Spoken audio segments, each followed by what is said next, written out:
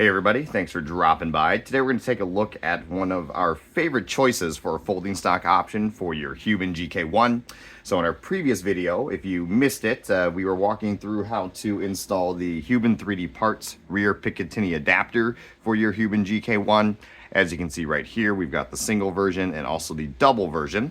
And commonly when customers purchase these, we get asked, do we have any recommendations for a folding stock? So we've tried what I call the cheaper minimalist style folding stocks, folding buffer tube stocks, and when we acquired this A3 Tactical Modular Stock, and after we reconfigured it slightly for the Huben GK1, it is about as perfect as it gets.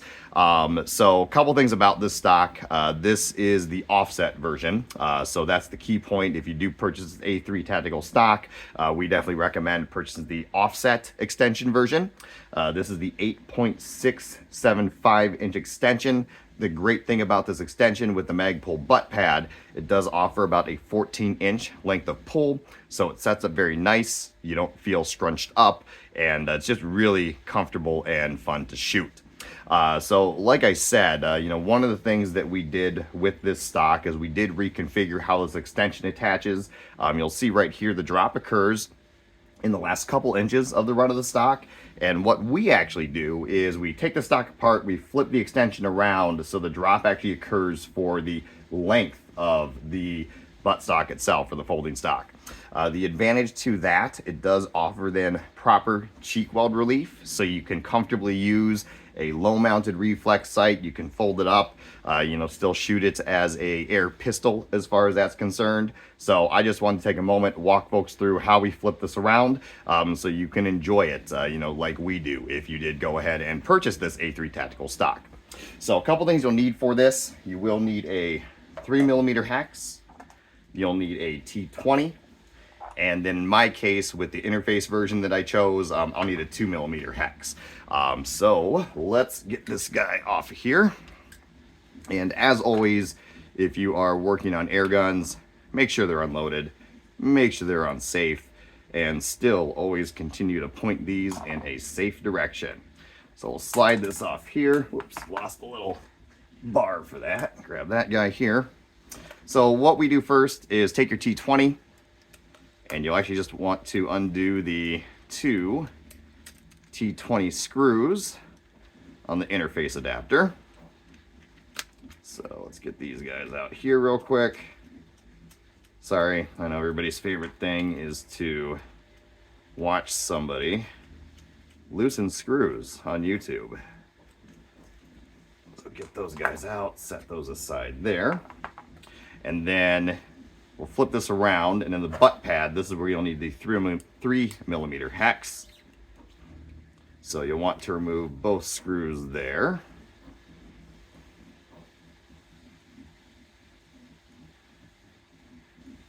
There we go.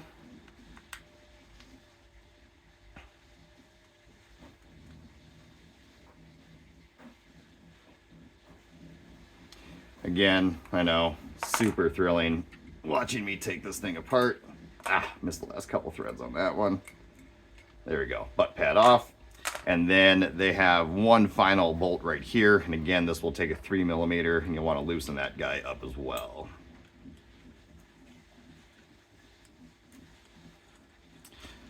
All right, now that you've got that off, you can see, this is the great thing about a modular stock. The ends of this are the same.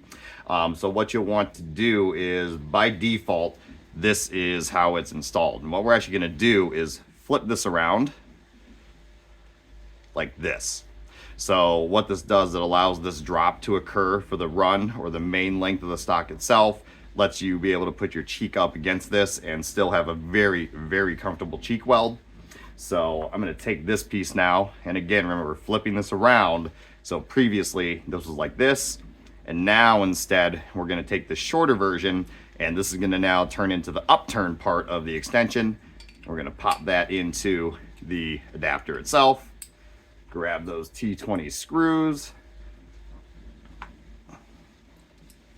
Get those started with my fingers here, and then we'll tighten these guys up. Now, as always, tighten them up so they're snug.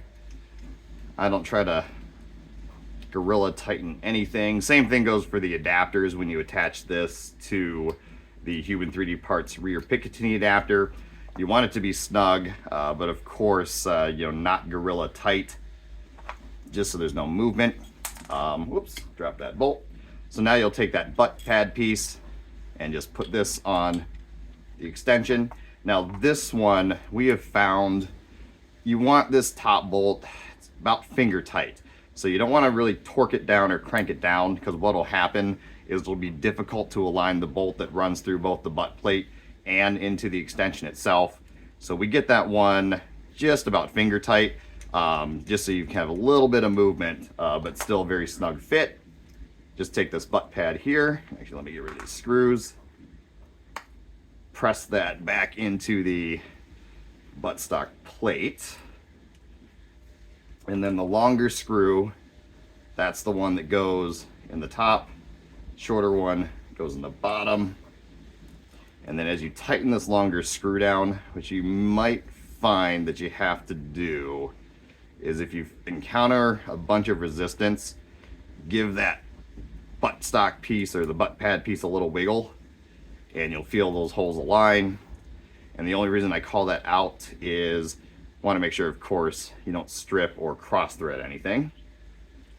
All right, so we've got that one finger tight. Come back to this bottom bolt, get this tightened up here again. Got that finger tight, and voila, reconfigured. So you can see now that drop now occurs for the length of the stock. Makes for a very, very comfortable cheek weld. So let's get this reinstalled real quick. So my interface is the 2-bolt version. So I've got this little steel bar that I place in the Picatinny slot. Then slide the buttstock over top of that. And I'm sorry, I imagine my camera is probably going out of focus when I'm doing this. And we'll just tighten these down, finger tight, and then I go just a smidge past finger tight on those to finally secure. And then, there you go.